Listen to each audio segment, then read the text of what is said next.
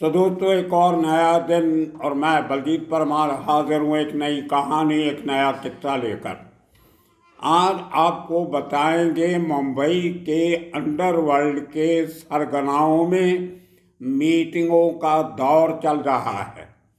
क्या ऐसी बात है कि छोटा राजन गैंग के लोग बड़े जो बाहर हैं वो एक एक दिन चुन के दूसरे गैंग के घरों में जाके लीडर्स के उनसे मुलाकातें कर रहे हैं। हमारे पास वो तस्वीर है जो आपको दिखाएंगे, जहाँ पर छोटा राजन के खास गुर्गे और बड़े नाम, सब छोटे नाम नहीं, वो अमर नायक के छोटे भाई अश्वन नायक के घर जाकर उससे 1.5 घंटे के करीब लंबी मीटिंग करते हैं। और उसके एक दिन बाद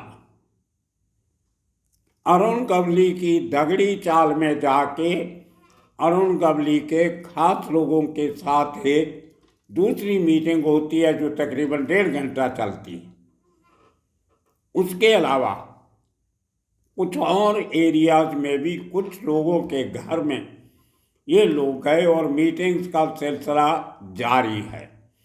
क्या है ऐसी बात कि छोटा राजन के लोगों को बेसिकली जो महाराष्ट्र मूल के पुराने गैंगस्टर हैं, अब भले शांत बैठे हों, तो ये मराठी मानुस आपस में मीटिंगों का दौर क्यों चालू कर रहे हैं, बहुत बड़ी बात। और मुंबई पुलिस इसके ऊपर पूरी निगाह लगा के बैठी। हालांकि कहने को ये कहा जाता है कि हम तो देवी के दर्शन करने गए थे, माना देवी के दर्शन करने गए थे, लेकिन वो लोग तो कभी आपकी देवी के दर्शन करने आते नहीं। अभी गणपति की जो सेलिब्रेशन हुई, गणपति महाराज की मुंबई में बहुत बड़ा त्यौहार होता है। छोटा राजन के लोगों ने बहुत बड़ा पंडाल लगाया था तिलक नगर में। वहाँ पर तो कोई अमर नायक का आदमी नहीं आया, कोई अश्वन नायक का नहीं आया, जो अरुण गवली नहीं गया, जो उसका कोई बंदा नहीं गया। अगर यही बात होती तो रेसिप्रोकल बात थी कि वो आपके यहाँ पूजा करने आए, आप उनके वहाँ पूजा करने चले गए, तो बात समझ में आती है। लेकिन जो दिखाई देता है उसके पीछे कुछ और भी है, ऐसा इंटेलिजेंस सोर्सेस का मानना है। और इस पूरे संदर्भ को आपसे बात करेंगे। वो हमारे पास दोनों तस्वीरें हैं, अमर नायक के साथ मुलाकात की और अरुण गवली के घर की दगड़ी चाल की। और उसके साथ साथ जो अमर नायक ने एक देवी का पंडाल बनाया है, जिसको कहा जाता है आज के दिन में मुंबई का सबसे बड़ा पंडाल और सबसे महंगा पंडाल। नवरात्रि चल रहे हैं, देवी माँ की पूजा हो रही है, पूरा मुंबई उस पूजा में लगा हुआ है, बहुत धूमधाम से त्यौहार मनाया जाता है। और आज से नहीं, शुरू से वर्धा भाई का जो गणपति पंडाल लगता था, उसमें आधी फिल्म इंडस्ट्री माथा टेकने आती थी, वर्धा भाई को भी और गणपति बप्पा को भी। उसी तरह बाकी लोगों के भी पंडाल लगते थे। छोटा राजन का पंडाल बहुत बड़ा लगता था। स्टारडेकर हमारा मित्र हुआ करता था जो पूरा अरेंजमेंट करता था, वो पत्रकार भी था। तो इस तरह से एक ट्रेडिशन है महाराष्ट्र की। लेकिन उस समय पे इनकी दुश्मनियाँ आपस में इतनी थी, अमर नायक की और गवली की एक तरफ दुश्मनी, दूसरी तरफ छोटा राजन दाऊद के साथ मिला हुआ था, तो दाऊद और अमर नायक की दुश्मनी। दर्जनों लोग एक दूसरे के उस लड़ाई में मारे गए। और उसके बाद अगर आप ये कहो कि हम तो उनको ऐसे ही मिलने गए थे, तो ये बात हजम नहीं होती। और कुछ और आपको जाते चलते बताते कि छोटा राजन की कुछ खास तस्वीरें जो रामा नायक के साथ है, बहुत पुरानी, और जिसमें रामा नायक आपको लगेगा कितना शान और शौकत से ड्रेसअप करता था, और उसके साथ छोटा राजन वाकई छोटा लगता है। बहुत इंटरेस्टिंग तस्वीरें हैं, आपको दिखाएंगे आज इस एपिसोड में। अपने कमेंट जरूर देना आपको उस ज़माने के कपड़े पहनने का तरीका, बाल रखने का सलीका, और इनके साथ कुछ इनके और दोस्त भी हैं। उन तस्वीरों में मेरे एक मित्र ने बहुत पुरानी तस्वीरें भेजी हैं जो मैंने कभी नहीं देखी थी, वो भी आपको आज दिखाएंगे। लेकिन पहले चलते हैं कि क्या बात थी कि छोटा राजन के 4 धुरंधर, अब उसके नाम बताते आप सुनिए।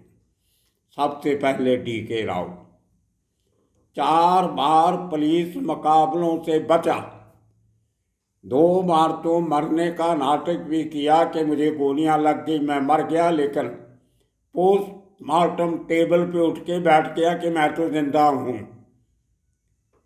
कमाल का आदमी है।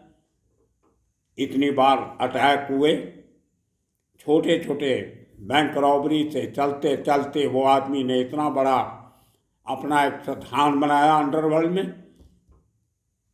छोटा राजन का करीबी हो गया और आज एक तरीके से उसके पूरे गैंग को लीड कर रहा है, जिसको पुलिस भले डिफंक्ट गैंग मानती हो, लेकिन छोटा राजन के लोग आज भी पूरी तरह एक्टिव हैं। और उसके साथ दूसरा सीनियर मेंबर छोटा राजन का फरीद तनाशा का नाम आप सब ने सुना है, हमने 2-3 एपिसोड भी बनाए उसके ऊपर। फरीद तनाशा का भाई फिरोज तनाशा, जो अभी थोड़े हफ्ते पहले उत्तर प्रदेश की अटावा जेल से छूट के आया है। 22 साल तक जेल में था, for 22 ईयर्स।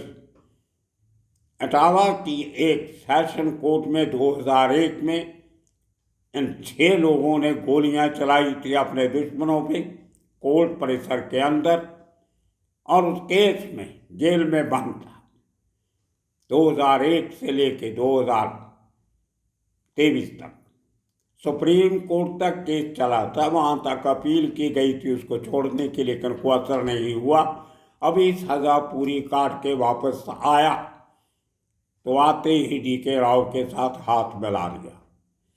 और तीसरा आदमी बहुत क्लोज गिना जाता है छोटा राजन का, अप्पा पराड़कर, जो पूरे का पूरा कामकाज एक तरीके से छोटा राजन की गैर हाजिरी में संभाल रहा है। और हर साल छोटा राजन का जन्मदिन भी बहुत धूमधाम से मनाता है।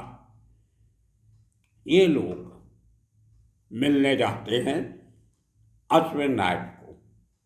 वो तस्वीरों से आपने देख लिया होगा किस तरीके से बातचीत कर रहे हैं, बड़ी बौनहोमी से, प्यार से, मोहब्बत से। इन दोनों के बॉडीगार्ड सिविल ड्रेस में दोनों तरफ खड़े हैं, और साथ में राइट साइड में एक लड़का, उसकी गर्दन अगर आप देखेंगे कमीज के नीचे तो बहुत मोटी संगली जैसी उसने सोने की चेन पहनी हुई है। यह मुंबई का रिवाज है, जितनी मोटी सोने की चेन गले में होगी उतना बड़ा बदमाश होगा। तो ये एक पहचान है ये अंडरवर्ल्ड के लोगों की। और उसके साथ ही यही लोग पूरे, एक और शख्स भी इनके साथ था, उसका नाम अभी मेरे दिमाग में नहीं आ रहा। ये 4 के 4 बड़े छोटा राजन के राइट हैंड मैन, ये पुराने गैंगस्टरों के घरों में जा रहे हैं। अब जब मैंने क्राइम ब्रांच के सोर्सेस से बात की और वहाँ की CIU क्राइम इंटेलिजेंस यूनिट, तो वहाँ से पता चला कि इसके 2 कारण हो सकते हैं। एक तो कुछ लोग मिलके एक नई सिंडिकेट बनाना चाहते हैं, जिसके नीचे जो धारावी में जो DK राव का बेस है, बहुत बड़ी स्लम एरिया है। अब वहाँ पे मुंबई का सबसे बड़ा स्लम रिहैबिलिटेशन प्रोजेक्ट शुरू होने वाला, जो एक ज़माने में अडानी उसको डेवलप करना चाहता था। बाद में कुछ कानूनी दिक्कतें आई, अब उसको शायद टुकड़े टुकड़े करके रीडेवलप किया जा रहा है, बिल्कुल उसी तरह जैसे मोहम्मद अली रोड पे जो एरिया है वहाँ पे, जिससे उसको डेवलप, भिंडी बाजार एरिया जिसको डेवलप किया गया, खोजा बरादरी की तरफ से। उसी तरह धारावी को बहुत बड़ा प्रोजेक्ट है, लाखों करोड़ों रुपए का। उसमें कोई बहुत बड़ा स्टेक किसी बड़े स्टेक होल्डर के साथ मिलके DK राव ने लिया होगा, ऐसा लोगों का मानना है। अब दोस्तों, बात ऐसे होती है कि जब हजारों करोड़ों रुपए का कॉन्ट्रैक्ट होता है तो उसमें बहुत से लोगों को बेघर करना पड़ता है, इसके बाद उनको रिहेबिलिटेट करना पड़ता है। तो जिस आदमियों को आपने घर से निकालोगे टेम्परेरली, 18 महीने का समय वो बिल्डर बोलता है मैं नया घर बना दूंगा, लेकिन कई बार 18 साल लग जाते हैं। तो जिन लोगों को डिस्प्लेस किया जाता है उनको रहने की जगह दी जाती है, बंदोबस्त किया जाता है, उनको हर महीने का किराया दिया जाता है, तब कहीं जाके वो जगह खाली करते हैं और नई मल्टी स्टोरी इमारत टावर बन जाते हैं, 60 70 80 फ्लोर के टावर। अब उसके लिए इनको मसल पावर की ज़रूरत है। और ऐसा नहीं कि मुंबई में आजकल एक एरिया एक की दादा का है, वहाँ पे ऐसे ग्रुप होंगे जिनके एफिलिएशन अमरनाथ गैंग के साथ होगी, कुछ ऐसे होंगे जिनके पास अरुण गबली तक पहुँच होगी। तो इस दौर को लेके, नए समीकरण को लेके इन लोगों में मीटिंगें चल रही होंगी कि आपस में मिल बैठ के ये सब करे, बाद में लड़ाई झगड़ा नहीं होना चाहिए। और दूसरा सबसे बड़ा एंगल जो सबको तंग कर रहा है वो है लॉरेंस बिश्नोई एंगल। अभी पिछले दिनों में कुछ ऐसी बातें हुई हैं जहाँ से इन लोगों को खतरा लगने लगा है कि अगर लॉरेंस बिश्नोई गैंग की एंट्री मुंबई में हो जाती है तो इनको अपनी जान बचानी मुश्किल हो जाएगी, इनकी प्रोटेक्शन बढ़ानी पड़ेगी, इनके लोगों को खतरा हो जाएगा। क्योंकि लॉरेंस बिश्नोई मशहूर है इस बात के लिए और उसका गैंग कि सबसे पहले वो अपोनेंट गैंग जो होते हैं उनके बड़े लोगों को ख़त्म करना शुरू करते हैं एरिया कंट्रोल करने के लिए। थोड़े दिन पहले लॉरेंस बिश्नोई के एक गैंगस्टर ने एक व्यापारी से 20 लाख की फिरौती मांगी और 2 दिन के बाद उसको फील्डिंग लगा के अंधेरी के मैकडॉनल्ड आउटलेट के पास से क्राइम ब्रांच की यूनिट 8 ने पकड़ा। संतोष उसका नाम है लड़के का। जब तलाशी ली गई तो उसके पास से एक वेपन और 12 कारतूस मिलते हैं और उसके मोबाइल फ़ोन पे लॉरेंस बिश्नोई की फ़ोटो लगी हुई। जैसे ही मोबाइल ओपन करो तो लॉरेंस बिश्नोई सामने आता है और उस आदमी को गिरफ्तार किया गया और कोर्ट ने उसको 15 दिन के रिमांड पे भेजा। पता चला कि उसने 3-4 और लोगों को भी फिरौती के लिए फ़ोन किए हुए थे। उसके पहले भी 3 केस ऑलरेडी लॉरेंस बिश्नोई खुद के ऊपर मुंबई में दर्ज है। एक सलमान खान को धमकी देने का, दूसरा शिवसेना के MP राज्यसभा के मेंबर संजय राउत जो सामना अखबार के एडिटर भी हैं उनको धमकी देने का केस, और तीसरा अभी वहाँ के पुराने मिनिस्टर और अभी के MLA असलम शेख को गोल्डी बराड़ की तरफ से धमकी देने की बात। और वही बात नहीं, कल की बात लेटेस्ट, पंजाब पुलिस का एक दस्ता जलंधर से एक बड़े क्राइम के सिलसिले में मुंबई पहुंचता है और वहां से लॉरेंस बिश्नोई के 2 गुर्गों को अरेस्ट करके लाता है मुंबई से।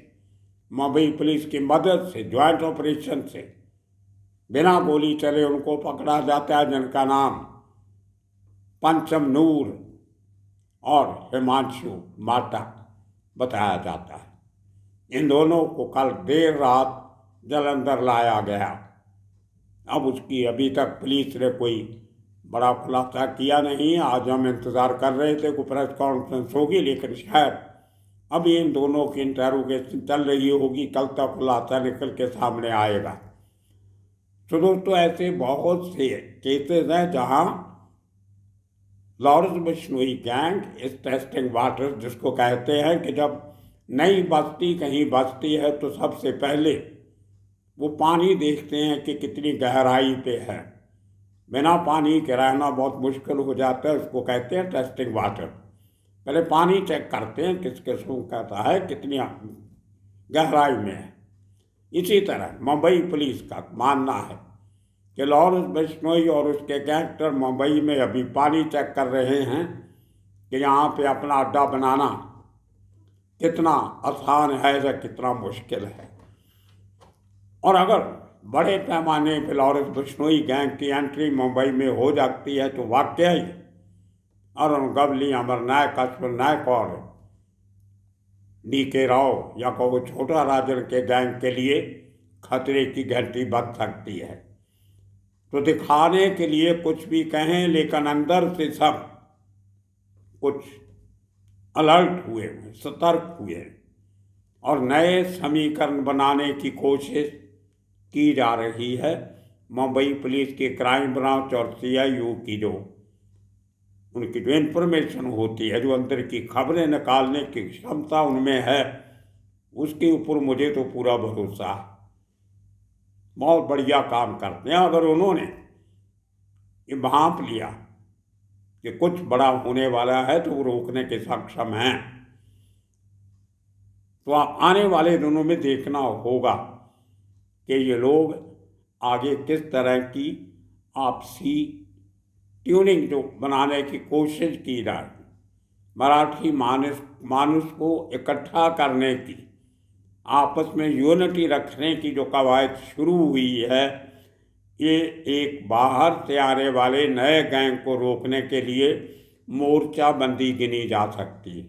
पहले से तैयारी करता है मुंबई का अंडरवर्ल्ड। इन्होंने देख लिया कि दाऊद के समय पे सब अकेले अकेले ज़्यादा लड़ते थे और सबको नुकसान हुआ, और छोटा राजन जो इतना लंबा समय दाऊद के साथ रहा उसको भी नुकसान उठाना पड़ा। लेकिन आज सबकी उम्र हो गई है, एक्सपीरियंस हो गए हैं।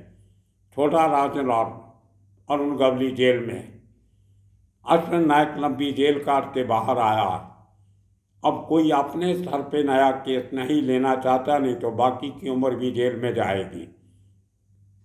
तो कहीं ना कहीं मिल बैठ के कैसा स्ट्रैटजी बनाने की कोशिश हो रही है कि लॉरेंस बिश्नोई की एंट्री, बड़े लेवल की एंट्री को मुंबई में रोका जाए। तो दोस्तों आने वाले दिनों में इसी किस्म के कितने कहानियाँ लेके फिर हाजिर होंगे। तब तक आप सबका बहुत बहुत शुक्रिया, धन्यवाद।